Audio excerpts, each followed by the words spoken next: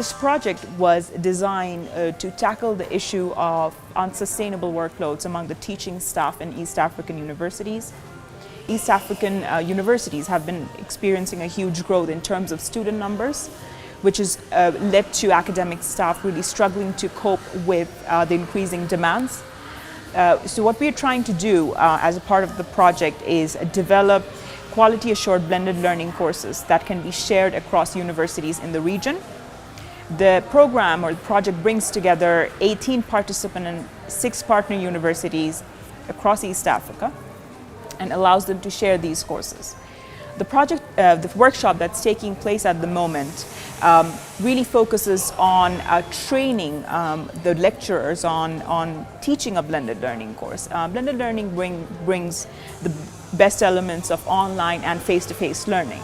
However, it's a new format. Therefore, what we are trying to do is build the capacity of academics in not just the use and the use of blended learning courses, but also in the sort of the technological aspects of it. So looking at open education resources, understanding how to download and upload from there, and most importantly, how to really teach these courses. There are different types of open licenses that I'll touch on later on.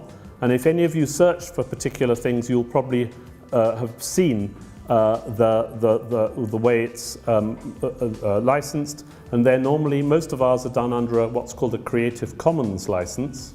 And they are basically just attribution licenses. Some of the ones you see there are more complicated. But the idea of your resources that you're going to produce under PEBL is that they will be open educational resources.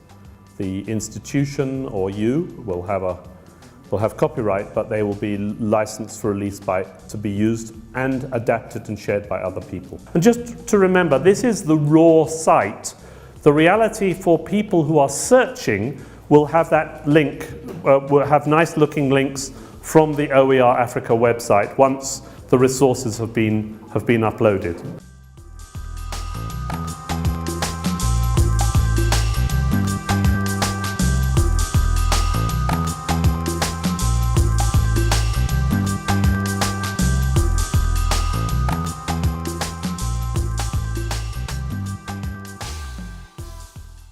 Mzumbe have decided to join PEBL program because there's no way that the technology is changing. We also have to change the pedagogical aspects to become also the part of paradigm change in teaching and learning. There's no way we can be out of that.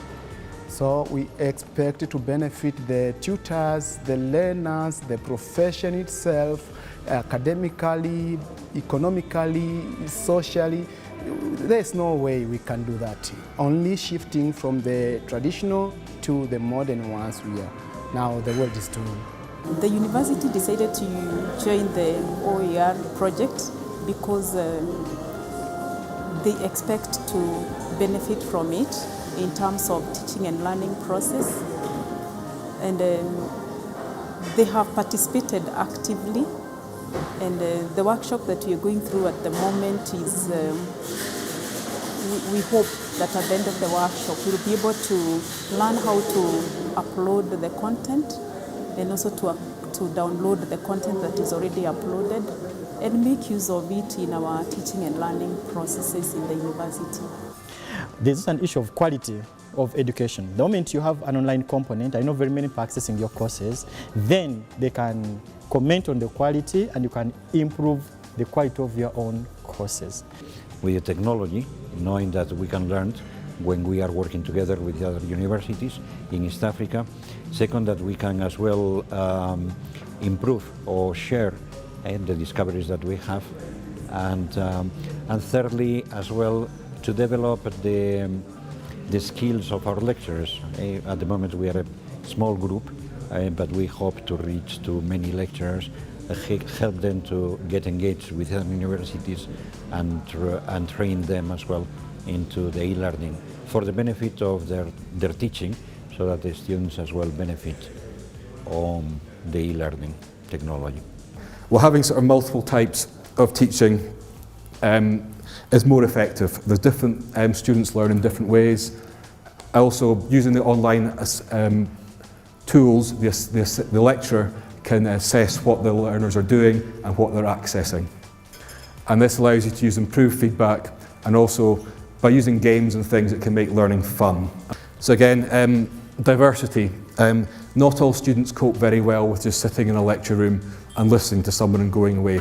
Often now you see students playing on their phones, they might be on Facebook, etc. So if you provide the lecture material in various forms, that might help them. So you might provide, as I said, a lecture recorded so the student can come back at a later date and watch it. And then also you might want to provide the material before the actual contact time. So as part of this workshop, we recorded a video for you and sent you the link within Huddle to allow you to watch the video and learn a bit about PEBL. And then when here you could ask any questions that you wanted to ask about it. And then you can also think about time. Some students don't like 9 o'clock lecture slots, they might not like 5 o'clock lecture slots. So as long as you're providing everything on time, anything online, then if a student misses a lecture, they can always catch up. A lot of knowledge is being shared, and a lot of interaction is happening between the partners and participants. Going forward, what we are really envisioning is an entire ecosystem that adapts a blended learning curriculum. It runs over, so it's transverse, so it cuts over. So it's one of the continuous assessments there. On top of the small tasks that we give, there's this big thing. So that at some point in the course, you'll have some kind of research proposal to submit. But they have been building that proposal from the problem they were identifying, the designs they were identifying, the sampling methods they were identifying, and all that.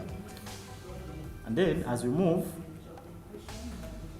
Unit around 7, data analysis, we also expect a face-to-face around there. So we expect a test. Courses can be many universities, they invest in having a data bank of that course. So I am asking Dr. Annette to bring a data bank of millions of questions. We have 50 multiple choice for each unit. I'm not sure if you have all of them. But if Partners University can contribute, that's really an area we are investing in. If you ask me, if you give me a bank of questions, I will be happy. Because then I can pick the ones I don't have to think it twice. Yeah. As has been discussed several times and also in the previous workshop, you have highlighted some of the issues with students having access to decent Wi-Fi or having to pay for charges out of their downloading material out with university, also connectivity issues. We've had a good discussion with Paul about how we're going to roll the material out, and we will go with OER Africa at the first stage, but we might change that later on depending how that works out. And in terms of your various assessments, I hope by speaking to the various partners you have had a good indication of what that course is that you've been taken to it will be assessed like, and also by listening to the groups as they discuss how the other course is going to be assessed.